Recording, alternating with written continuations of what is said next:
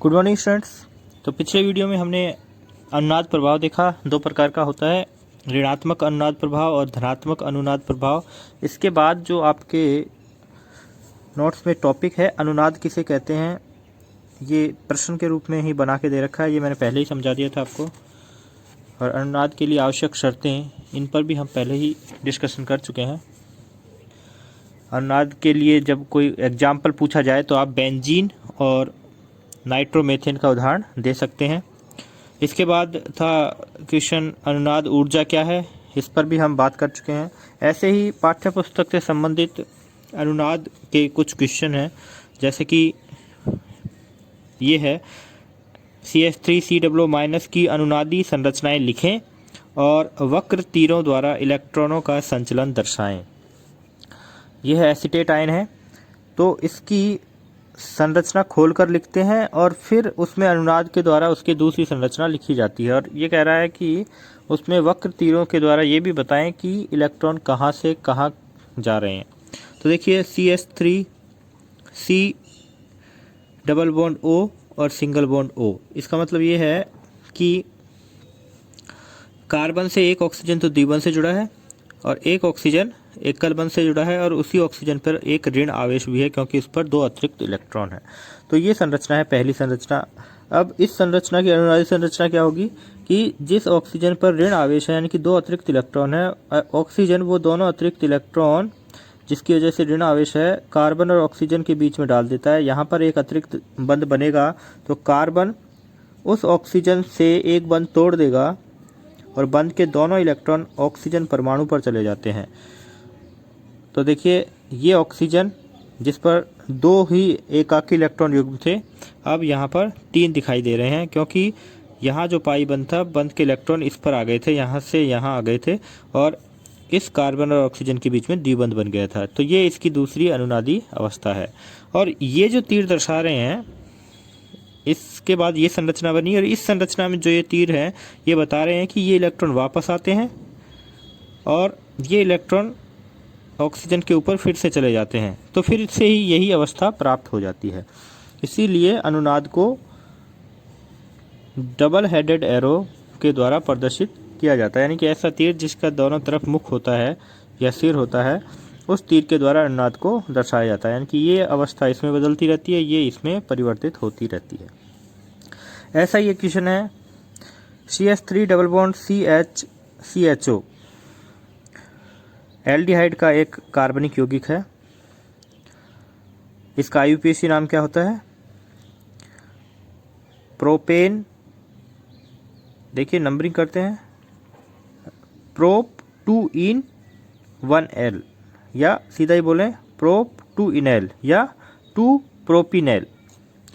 ये इसकी संरचना है और इसकी अनुनादी संरचनाएं लिखनी है और विभिन्न अनुनादी संरचनाओं के आपेक्षिक स्थायित्व को बताना है। तो देखिए इसकी संरचना खोलकर लिखते हैं। सबसे पहले CH2 डबल बॉन्ड CH, और CHO की संरचना में कार्बन से ऑक्सीजन द्विबंध से जुड़ा रहता है और उसी कार्बन पर दो एकाकी इलेक्ट्रॉन, उसी ऑक्सीजन पर दो एकाकी इलेक्ट्रॉन युग्म होते हैं और कार्बन से एक हाइड्रोजन एकल बंध से जुड़ा रहता है। इसकी अनुनादी अवस्था बनानी है तो देखिए यहाँ पर ये द्विबंध इस द्विबंध के साथ संयुग्मन में है, तो ये अनुनाद प्रदर्शित कर सकता है। तो इसमें कैसे होगा, ये पाई बंध के इलेक्ट्रॉन ऑक्सीजन पे जाएंगे और ये इलेक्ट्रॉन यहाँ आ जाएंगे। तो इसमें जो तीर हमने दर्शाए उसके माध्यम से कौन सी संरचना हमें प्राप्त हुई, ये इलेक्ट्रॉन यहाँ आए तो इस कार्बन और इस कार्बन के बीच द्विबंध बन गया है और इस कार्बन पे धनावेश आ गया क्योंकि इसका इलेक्ट्रॉन भी यहाँ आ गया है। और ये इलेक्ट्रॉन यहाँ चले गए तो ऑक्सीजन पर दो अतिरिक्त इलेक्ट्रॉन आ गया तो ऑक्सीजन पर ऋण आवेश आ गया। तो इसकी ये अनुनादी अवस्था है। और एक अनुनादी अवस्था ये है, ये अनुनादी अवस्था भी इसी से ही प्राप्त होती है, ठीक है ना, इससे प्राप्त नहीं होगी, इसी से ही प्राप्त होगी। और ये कैसे प्राप्त होगी, अब की बार क्या हुआ है कि ये इलेक्ट्रॉन यहाँ आए हैं और ये इलेक्ट्रॉन यहाँ चले गए हैं, ठीक है ना, क्योंकि दोनों द्विबंध संयुग्मन में हैं तो कैसे भी पाई इलेक्ट्रॉन संयुग्मन कर सकते हैं। तो ये इलेक्ट्रॉन जब यहाँ आएंगे तो ऑक्सीजन के भी इलेक्ट्रॉन यहाँ आ गया है तो ऑक्सीजन पर धनावेश आ गया और ये इलेक्ट्रॉन यहाँ गए तो इस कार्बन पे ऋण आवेश आ जाता है। तो ये भी इसकी अनुनादी अवस्था होती है। और सबसे स्थायी, देखिए इसमें और दूसरी बात क्या है कि विभिन्न अनुनादी संरचनाओं के आपेक्षिक स्थायित्व को बताइए। तो सबसे ज़्यादा स्थायी तो यही संरचना है, क्योंकि सभी परमाणुओं का अपना अष्टक पूरा है और किसी पर भी कोई आवेश नहीं है, आवेश का पृथक्करण नहीं है। आवेश का पृथक्करण का मतलब है कि धनावेश और ऋणावेश उस अणु में नहीं पाए जा रहे। अगर अणु ध्रुवीय होगा तो इसका स्थायित्व कम हो जाता है। तो यहाँ पर कोई आवेश का पृथक्करण नहीं है। संरचना फर्स्ट सबसे ज़्यादा स्थायी है और इसमें सबसे कम स्थायी संरचना थर्ड है। संरचना थर्ड सबसे कम स्थायी क्यों है? क्योंकि आवेश का पृथक्करण तो है ही, साथ साथ में जो धनावेश है वो अधिक विद्युत ऋणी परमाणु पर, जबकि अधिक विद्युत ऋणी परमाणु पर ऋण आवेश होना चाहिए था, जबकि इस पर धनावेश पाया जा रहा है और आवेश का पृथक्करण भी है। तो दोनों ही परिस्थितियां इसके सबसे कम स्थायित्व के बारे में बताती हैं। ये मैंने आगे जो उत्तर है इसी क्रम में लिखा हुआ है। अगला क्वेश्चन देखिए, निम्नलिखित संरचनाएं CH3COOCH3 यानी कि मेथिल एसीटेट की वास्तविक संरचनाओं में कोई विशेष योगदान क्यों नहीं करती हैं? आपको दो संरचनाएं दी गई हैं, दोनों ही अनुनादी संरचनाएं हैं एक दूसरे की, लेकिन ये दोनों ही वास्तविक संरचना अणु की नहीं है, या फिर ये कहें कि ये अणु की स्थायी संरचनाएं नहीं हैं। इसकी अनुनादी अवस्थाएं तो जरूर हैं, लेकिन इसकी स्थायी संरचना ये नहीं है, यानी कि स्थायित्व में योगदान नहीं कर रही हैं। इसका कारण क्या है? कारण ये है कि दोनों संरचनाओं का विशेष योगदान नहीं होगा, क्योंकि इनमें विपरीत आवेश का पृथक्करण है तथा पहली संरचना में कार्बन का अष्टक पूर्ण नहीं है।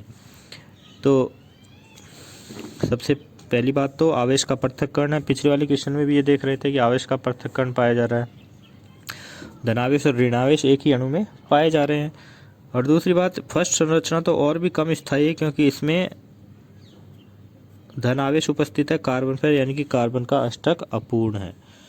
तो ये दोनों ही संरचनाएं स्थायी संरचनाएं नहीं हैं। अब चलते हैं अगले प्रभाव की ओर। अंतिम प्रभाव है अति संयुग्मन प्रभाव। इसके बाद ये चैप्टर हमारा कंप्लीट हो जाएगा। देखिए, अति संयुग्मन प्रभाव भी एक तरह से इलेक्ट्रोमेरिक प्रभाव की तरह ही है, लेकिन यह सिग्मा बंध के इलेक्ट्रॉनों के स्थानांतरण के द्वारा होता है, जबकि इलेक्ट्रोमेरिक प्रभाव जो होता था वो पाई इलेक्ट्रॉनों के स्थानांतरण के द्वारा होता है। और इसमें ध्यान में रखने वाली बात यह है कि सिग्मा बंध किसी असंतृप्त अणु या कहें असंतृप्त बंध या कहें द्विबंध या त्रिबंध के साथ संयुग्मन में होता है, या फिर किसी धनावेश के साथ संयुग्मन में होता है। ऐसे ही सिग्मा बंध के द्वारा अति संयुग्मन प्रभाव प्रदर्शित किया जाता है। जैसे कि मैं आपको संरचना बता देता हूँ कि ये कोई कार्बन है जिस पर धनावेश उपस्थित है और इस कार्बन पर हाइड्रोजन उपस्थित है। तो धनावेशित कार्बन से जुड़ा कार्बन अल्फा कार्बन कहलाएगा और अल्फा कार्बन पर जुड़ा हाइड्रोजन अल्फा हाइड्रोजन कहलाएगा। तो ये जो सिग्मा बंध है, ये देखिए इस कार्बन के साथ, धनावेशित कार्बन के साथ, या ये कहें कि धनावेश के साथ क्या है, संयुग्मन में है। तो क्या होगा, कार्बन हाइड्रोजन के बीच में ये जो सिग्मा बंध के इलेक्ट्रॉन है ये यहाँ आएंगे, तो इसे ही अति संयुग्मन प्रभाव बोलते हैं। ये यहाँ इलेक्ट्रॉन आ जाएंगे तो इसका धनावेश खत्म हो जाएगा, और देखिए ये धनावेश कहाँ चला जाएगा, इस हाइड्रोजन पर चला जाएगा और यहाँ बन जाएगा द्विबंध। ऐसे ही एक अणु ये भी हो सकता है,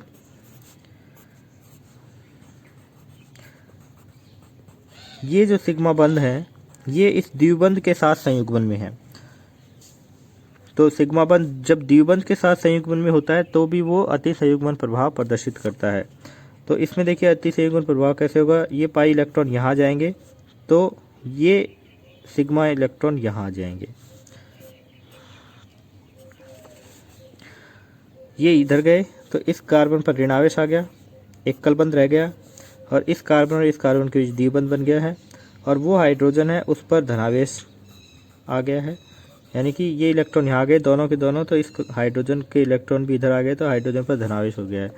अब देखिए यहाँ भी देखा हमने और यहाँ भी देखा, कार्बन हाइड्रोजन के बीच में अतिसंयुग्मन प्रभाव जब होता है तो बंध गायब हो जाता है, इसीलिए इसको बंधहीन अनुनाद भी कहा जाता है। और बेकर और नाथन ने सबसे पहले बताया था, तो इसे बेकर नाथन प्रभाव भी कहते हैं। ठीक है। और कौन से अणु अतिसंयुग्मन प्रभाव प्रदर्शित करते हैं? जिनका सिग्मा बंध अल्फा कार्बन का, देखिए द्विबंध का ये कार्बन है, इस कार्बन से जुड़ा पहला कार्बन अल्फा कार्बन कहलाएगा, या फिर जिस कार्बन पर धनावेश है उससे जुड़ा पहला कार्बन अल्फा कार्बन कहलाएगा। तो हम ये कह सकते हैं कि असंतृप्त कार्बन या धनावेशित कार्बन से जुड़ा अल्फा कार्बन जिस पर अल्फा हाइड्रोजन उपस्थित होता है, अल्फा कार्बन से जुड़ा अल्फा हाइड्रोजन, उसका सिग्मा बंध जब धनावेशित कार्बन और द्विबंध वाले कार्बन के साथ संयुग्मन में रहता है तब अतिसंयुग्मन प्रभाव उत्पन्न होता है, और अतिसंयुग्मन प्रभाव द्वारा अणु में अनुनाद उत्पन्न हो जाता है। ठीक है। इसमें जिस सिग्मा बंध के इलेक्ट्रॉन अतिसंयुग्मन प्रभाव में भागीदारी लेते हैं, पार्टिसिपेट करते हैं, वहाँ बंध गायब हो जाता है, इसलिए इसे बंधहीन अनुनाद भी कहा जाता है। परिभाषा देखते हैं। जब एक कार्बनिक अणु में विद्यमान किसी समूह द्वारा अपने सिग्मा इलेक्ट्रॉनों के स्थानांतरण के फलस्वरूप अणु के शेष संभाग में अनुनाद प्रारंभ हो जाए तो इस प्रकार के अनुनाद प्रक्रम को अतिसंयुग्मन अथवा बेकर नाथन प्रभाव कहते हैं। तो सिग्मा इलेक्ट्रॉनों के स्थानांतरण के फलस्वरूप अणु के शेष संभाग में अनुनाद प्रारंभ हो जाए, तो यही तो कहा कि सिग्मा इलेक्ट्रॉनों का स्थानांतरण हुआ तो अणु में अनुनाद उत्पन्न हो गया। तो देखिए इसके आगे इसकी और अनुनादी अवस्थाएं बन सकती हैं। कैसे? यहाँ बंध गायब हो गया तो ये कार्बन और ये हाइड्रोजन के बीच में जो ये सिग्मा बंध के इलेक्ट्रॉन ये यहाँ आ जाएंगे, तो अगली अवस्था क्या हो सकती है? यहाँ तो बंध बन गया ये वाला, लेकिन यहाँ कार्बन और हाइड्रोजन के बीच में बंध गायब हो गया, तो अब धनावेश कहाँ गया? इस कार्बन के ऊपर आ गया। एक बंध यहाँ पहले से था, यहाँ द्विबंध रहेगा। ठीक है। इसके बाद क्या स्थिति हो सकती है कि ये कार्बन और हाइड्रोजन के बीच में जो सिग्मा बंध है ये यहाँ आ जाए, तो इसके बाद क्या संरचना हो सकती है? यहाँ तो बंध बन गया, यहाँ भी पहले से था, और यहाँ अब जो हाइड्रोजन था उसके ऊपर धनावेश आ गया। तो देखिए ये एक कार्बोकैटायन था जिसमें कार्बन के ऊपर जो धनावेश था वो तब तक घूमता रहेगा अल्फा कार्बन के हाइड्रोजन के पास जब तक इस कार्बन के पास अल्फा हाइड्रोजन रहेंगे। अल्फा कार्बन से जुड़े अल्फा हाइड्रोजन जितने ज़्यादा होंगे उतना ही ये कार्बोकैटायन स्थायी होगा। तो कार्बोकैटायन के स्थायित्व का क्रम भी हम आगे देखेंगे अतिसंयुग्मन प्रभाव के द्वारा ही। सिग्मा इलेक्ट्रॉनों के स्थानांतरण के कारण इसे सिग्मा अनुनाद भी कहा जाता है। अणु के संरचनात्मक सूत्र में समूह के जिन दो परमाणुओं के मध्य से सिग्मा इलेक्ट्रॉन का स्थानांतरण होता है वहां अनुनाद सूत्र में कोई आबंध प्रदर्शित नहीं किया जाता है, अतः इसे बंधहीन अनुनाद भी कहा जाता है, जैसा कि मैंने आपको उदाहरण में समझाया है। और इसको थोड़ा सा डिटेल में हम देखते हैं एक एग्जाम्पल के द्वारा। एग्जाम्पल हमने लिया है एक कार्बोकैटायन का, एथिल धनायन है ये, CH3CH2+, इसको एथिल धनायन बोलते हैं। अणुसूत्र के रूप में लिखें तो इस तरह से लिखते हैं CH3CH2+। इसमें हम अतिसंयुग्मन प्रभाव को समझते हैं। तो देखिए ये इसकी संरचना है, ये कक्षक आरेख है इसका। तो हमें पता है कि ये कार्बन sp3 संकरित होता है और कार्बन हाइड्रोजन में जो बंध बना वो कार्बन के sp3 संकरित कक्षक और हाइड्रोजन के s कक्षक के मध्य अतिव्यापन से बनता है। तो ये जो अणु कक्षक है कार्बन हाइड्रोजन के बीच में, ये जो बंध है, इस बंध का जो कक्षक है वो अगले कार्बन के रिक्त p कक्षक के साथ संयुग्मन कर लेता है, इसे ही अति संयुग्मन बोलते हैं। यानी कि इस कार्बन पर जो धनावेश था वो धनावेश क्यों है? क्योंकि इसका एक p कक्षक खाली है। तो इस कार्बन हाइड्रोजन बंध के जो इलेक्ट्रॉन हैं वो इसके खाली p कक्षक में चले जाते हैं, उसके साथ संयुग्मन कर लेते हैं, इसे ही अति संयुग्मन प्रभाव कहते हैं। तो इसको इस तरह से दिखाया मैंने कि ये बंध के इलेक्ट्रॉन यहाँ आ गए, इसका मतलब ये है कि इसके p कक्षक में चले गए हैं। तो क्या हुआ है यहाँ से सिग्मा बंध के इलेक्ट्रॉन यहाँ आ गए हैं, सिग्मा इलेक्ट्रॉनों का स्थानांतरण हुआ है, इसे ही अतिसंयुग्मन प्रभाव कहते हैं। इस प्रकार के अतिव्यापन में कार्ब धनायन का स्थायित्व बढ़ जाता है क्योंकि निकटवर्ती सिग्मा आबंध धनावेश के विस्थानीकरण में सहायता करता है। तो देखिए, इस कार्बन पर धनावेश है, जब तक कि इस कार्बन से कोई ऋणावेशित प्रजाति नहीं जुड़ती तब तक इस धनावेश को कौन घुमाता है अपने अंदर? इससे जुड़ा एल्फा कार्बन। एल्फा कार्बन जितने ज़्यादा होंगे इस कार्बन पर, उतना ही ज़्यादा ये धनावेशित प्रजाति स्थायी होगी, क्योंकि जितना ज़्यादा अतिसंयुग्मन प्रभाव होगा उतना ही ज़्यादा स्थायित्व भी बढ़ेगा। तो देखिए, यहाँ पर 3 CH बंध हैं, तो ये धनावेश इन 3 CH बंधों के द्वारा विस्थानीकृत हो जाता है और उतनी ही इसमें अनुनादी अवस्थाएं बनती हैं।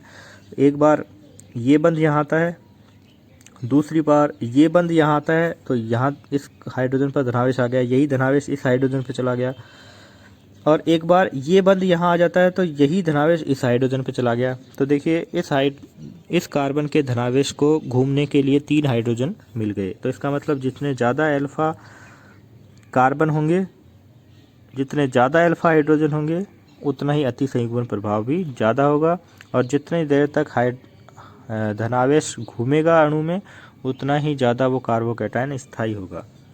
तो यही बताया अगले पॉइंट में कि सामान्यतः धनावेशित कार्बन से संयुक्त एल्किल समूहों की संख्या बढ़ने पर अतिसंयुग्मन अन्योन्य क्रिया अधिक होती है, जिसके कारण कार्ब धनायन का स्थायित्व बढ़ता है। और इसी तरह का एक क्रम हम देख रहे हैं कि कार्ब धनायनों का, जैसे ये कार्बन है जिस पर धनावेश है, इस कार्बन से जुड़ने वाला कार्बन अल्फा कार्बन होगा, तो ये भी अल्फा कार्बन है, इसके लिए ये भी अल्फा है और ये भी अल्फा है। तो इस अल्फा कार्बन पे 3 अल्फा हाइड्रोजन है, इस पर भी 3 है, इस पर भी 3 है। टोटल कितने अल्फा हाइड्रोजन हो गए? 9 अल्फा हाइड्रोजन हो गए। तो जितने ज़्यादा अल्फा हाइड्रोजन होंगे उतना ही ज़्यादा कार्बोकैटायन स्थायी होगा, क्योंकि उतना ही ज़्यादा ये धनावेश घूमेगा अणु में। 3 बार यहाँ घूम जाएगा, 3 बार यहाँ घूम जाएगा, 3 बार यहाँ घूम जाएगा। तो इसको इतनी कोई जल्दबाजी नहीं है किसी ऋणावेशित प्रजाति से जुड़ने की, जबकि इसमें सिर्फ 2 ही अल्फा कार्बन हैं जिन पर 6 ही अल्फा हाइड्रोजन उपस्थित हैं। तो इसकी बजाय ये कम स्थायी है कार्बोकैटायन, जबकि इसमें 3 ही अल्फा हाइड्रोजन हैं, तो इसकी बजाय ये कम स्थायी है। और देखिए, ये तो बिल्कुल भी स्थायी नहीं है, क्योंकि इसमें तो अल्फा हाइड्रोजन कैसे हैं? 0 है, एक भी अल्फा हाइड्रोजन नहीं है, तो ये सबसे कम स्थायी है।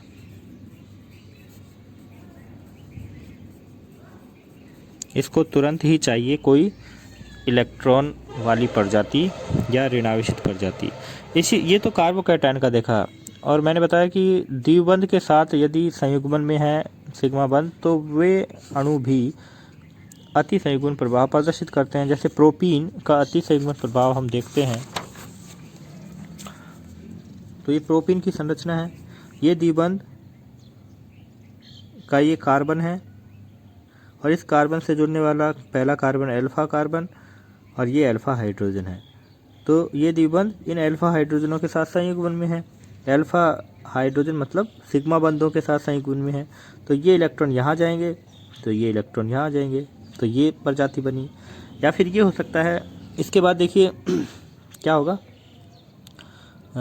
ये इलेक्ट्रॉन यहाँ आए हैं, तो यहाँ क्या बन गया? द्विबंध बन गया है, मैं लिखना भूल गया, यहाँ द्विबंध बन जाता है। ठीक है, अब इसके बाद ये इलेक्ट्रॉन यहाँ गए, तो अब ये धनावेश घूम रहा है। ठीक है, इधर गया, ये इस हाइड्रोजन पे आ गया धनावेश, यहाँ द्विबंध रहेगा ही, तीनों में ही रहेगा यहाँ तो द्विबंध, क्योंकि अब तो सिर्फ उसी अल्फा कार्बन के हाइड्रोजनों पर वो धनावेश घूम रहा है। तो इस तरह से इसकी अनुनादी अवस्थाएं लिखी जा सकती हैं। एक बार इलेक्ट्रॉन यहाँ गए तो इस पर ऋणावेश आ गया, और ये इलेक्ट्रॉन यहाँ आ गए तो इस पर धनावेश आ गया। फिर क्या हुआ है, ये संरचना बनी, तो इस संरचना में ये सिग्मा बंध के इलेक्ट्रॉन यहाँ चले गए, तो यहाँ तो बंध बन गया है, और यहाँ वाला बंध गायब हो गया है, और हाइड्रोजन पे धनावेश आ गया है। और तीसरी संरचना में क्या हुआ है, ये इलेक्ट्रॉन यहाँ गए हैं, तो यहाँ बंध बन गया है और इस हाइड्रोजन पे धनावेश आ गया है। ठीक है, तो इस तरह से जितने ज़्यादा अल्फा हाइड्रोजन होते हैं उतना ही ज़्यादा अतिसंयोगी गुण प्रभाव भी पाया जाता है। इसी से संबंधित एक प्रश्न है कि तृतीयक कार्बोकैटायन है ये प्राथमिक कार्बोकैटायन की अपेक्षा अधिक स्थायी क्यों होता है।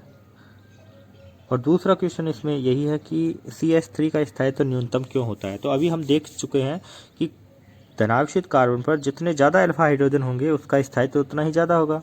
तो इसमें 9 हैं और इसमें 3 ही है, तो इसका स्थायित्व ज़्यादा है। और इसमें तो कोई है ही नहीं, और जो ये हाइड्रोजन हैं CH बंध हैं ये इस धनावेश वाले P कक्षक के साथ संरेखण में नहीं है। तो ये जो CH बंध हैं ये इसके P कक्षक में नहीं जा सकते क्योंकि ये इसके लंबवत होते हैं। P कक्षक ऐसे होता है ऊपर और नीचे, और ये हमारे CH बंध होते हैं कागज़ के तल पर। तो देखिए किस तरह से संरेखण होगा, संरेखण हो नहीं पाता है। तो यही उत्तर इसमें लिखा गया है, देख लेना। कोई समस्या हो तो बोलना। ये पाठ 12 का पाठ यहाँ समाप्त होता है।